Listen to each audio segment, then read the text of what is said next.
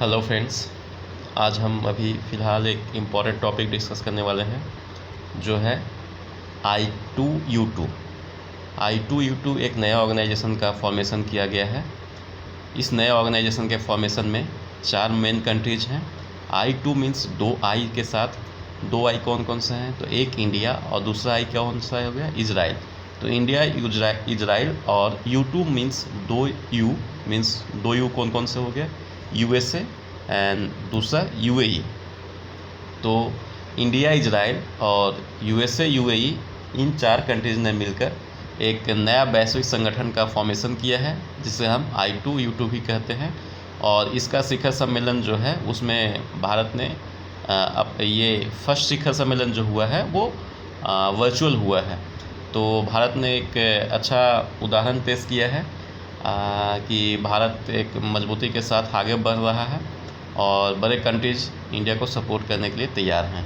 तो देखते हैं इसके बारे में क्या क्या है न्यूज़ में। तो हम पहला पॉइंट देखते हैं कि क्वाड सरीखे एक और वैश्विक संगठन I2U2 के पहले शिखर सम्मेलन में भारत की भागीदारी अंतर्राष्ट्रीय मंच पर देश के बढ़ते कद की परिचायक ही है। मीन्स इंडिया का जो इम्पोर्टेंस है, जो इंडिया का स्टेचर है वो वर्ल्ड में बढ़ रहा है। भारत की सदस्यता वाले इस समूह ने एक बार फिर यही रेखांकित किया कि विश्व के प्रमुख देश अंतर्राष्ट्रीय एवं क्षेत्रीय चुनौतियों का सामना करने में नई दिल्ली का साथ लेना आवश्यक समझने लगे हैं। इट मीन्स कि जितने भी इंटरनेशनल ऑर्गेनाइजेशन बन रहे हैं उसमें इंडिया का सपोर्ट लेना बहुत ज़रूरत है, ऐसा माना जा रहा है।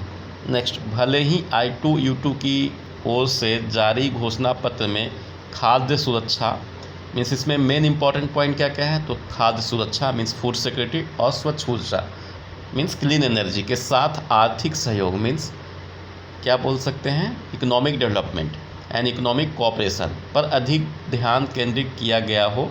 लेकिन इस संगठन का एक उद्देश्य चीन की ओर से पेश की जा रही चुनौतियों का सामना करना भी है। अभी हम क्या देख रहे हैं कि चीन जो है बेल्ट एंड रोड इनिशिएटिव के थ्रू जो है अपना वर्चस्व जो है पूरे देश में, पूरे विश्व में बढ़ा रहा है। तो इंडिया भी उस चीज़ को, और इंडिया अमेरिका के साथ मिलके उस चीज़ को कम कर रहा है। तो इंडिया के लिए ये बड़ी बात है क्योंकि इंडिया ने I2U2 के पर एक क्वाड करके संस्था बनाया जिसमें इंडिया, जापान, ऑस्ट्रेलिया और USA ने पार्टिसिपेट किया है। तो इस तरीके से हम देख रहे हैं कि चाइना को घेरने के लिए सारे कंट्रीज़ एक हो रहे हैं। तो आगे देखते हैं कि इस संगठन का एक उद्देश्य चीन की ओर से पेश की जा रही चुनौतियों का सामना करना है। कुछ समय पहले जब भारत, इजराइल, अमेरिका और संयुक्त अरब अमीरात की सदस्यता वाले इस संगठन के प्रतिनिधियों का बैठक हुई थी, तब उसमें समुद्री सुरक्षा पर बात की गई थी और यह किसी से छिपा नहीं कि चीन समुद्री सुरक्षा के लिए खतरा बन गया है। समुद्री सुरक्षा के लिए हमारा एक और ऑर्गेनाइजेशन है जिसे हमने पहले भी डिस्कस किया कि वो क्वाड है, ठीक है। तो नेक्स्ट बात करते हैं कि इस पर हैरानी नहीं कि I2U2 को पश्चिमी एशिया के क्वाड की संज्ञा दी जा रही है। मीन्स वेस्टर्न एशिया का क्वाड कौन कहलाएगा, I2U2।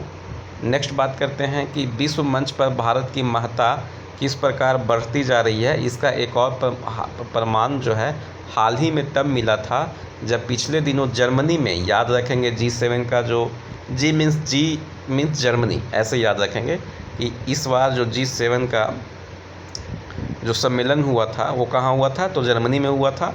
और वहाँ पे भारतीय प्रधानमंत्री श्री नरेंद्र मोदी जी को बुलावा आया था और साथ में इन्हें एक स्पेशल गेस्ट की तरह ट्रीट किए थे किन्होंने, तो अमेरिका के राष्ट्रपति जो बाइडेन ने। तो इस वजह से हम कह सकते हैं कि भारत का इम्पोर्टेंस इंटरनेशनल लेवल पे बढ़ रहा है। लेकिन उसे बीते कुछ वर्ष से लगातार आमंत्रित किया जा रहा है। मीन्स G7 में ऐसा नहीं है कि फर्स्ट टाइम, पहले भी आमंत्रित किया जा चुका है। इसका प्रमुख कारण यही है कि दुनिया के सबसे अमीर औद्योगिक देश भारत की एक उभरती हुई ताकत के रूप में देखने के साथ यह भी समझ रहे हैं कि उनका साथ लिए बगैर उनका काम चलने वाला नहीं है। इट मीन्स कि इंडिया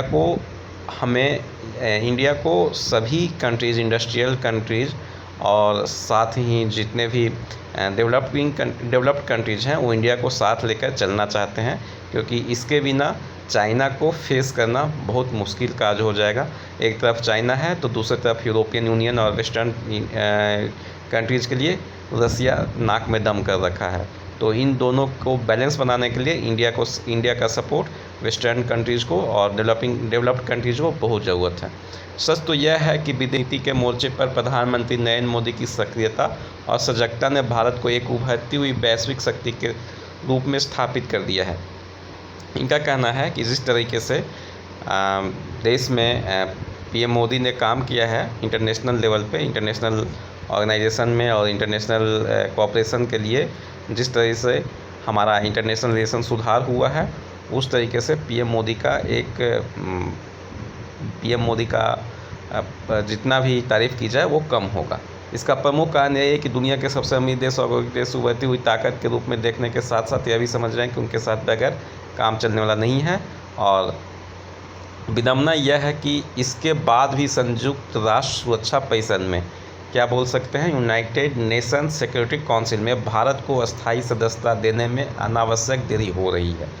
मीन्स हम देख रहे हैं कि इंडिया का डेवलपमेंट बहुत तेज़ी से हो रहा है और इंडिया के सपोर्ट में बहुत सारे कंट्रीज आ रहे हैं, डेवलप्ड कंट्रीज आ रहे हैं। यूएस तो इंडिया के सपोर्ट में है ही, रसिया भी है पर फिर भी एक प्रॉब्लम है, वो ये है कि इंडिया को यूनाइटेड नेशन सिक्योरिटी काउंसिल में कोई जगह नहीं मिल रही है। और इंडिया का जो मानना है कि यूएनएसजी में चेंज होना चाहिए, मॉडिफिकेशन होना चाहिए, वो अभी नहीं हो पा रहा है। यह अच्छा हुआ कि भारत ने एक बार फिर सुरक्षा परिषद में सुधार के लिए जारी प्रयासों की निरर्थकता को लेकर अपनी अप्रसन्नता प्रकट की है। मीन्स इंडिया जो है, जो मॉडिफिकेशन ना हो रहा है उसको लेकर अभी नाखुश है। भारत ने यह कटाक्ष करके सुरक्षा परिषद के सुधार में बाधक बने उन देशों को आईना दिखाने का ही काम किया कि बिना किसी निष्कर्ष वाली वार्ता को तो और 75 साल तक जारी रखा जा सकता है। मीन्स इंडिया एक तरीके से क्रिटिसाइज़ कर रहा है कि 75 वर्ष तो हो गए हैं यूएन के, और 75 वर्ष अभी और चलेगा और इसमें कोई सुधार करने की गुंजाइश नहीं बन रही है। तो इस तरीके से हम देख रहे हैं कि इंडिया जो है यूएनएसजी में अपना एडजस्टमेंट के लिए, अपना परमानेंट मेंबरशिप के लिए कोशिश कर रहा है। यह विचित्र है कि प्रमुख देश यह तो मान रहे हैं कि सुरक्षा परिषद में सुधार आवश्यक है, लेकिन वे उन प्रयासों को गति देने के लिए तैयार नहीं है जिनसे अपेक्षित सुधारों की दशा में आगे बढ़ा जा सके। मीन्स कि सबको इस बात का भनक है कि सुधार होनी चाहिए, लेकिन कोई कोशिश नहीं कर रहा है। थैंक यू, आज के लिए इतना ही, धन्यवाद।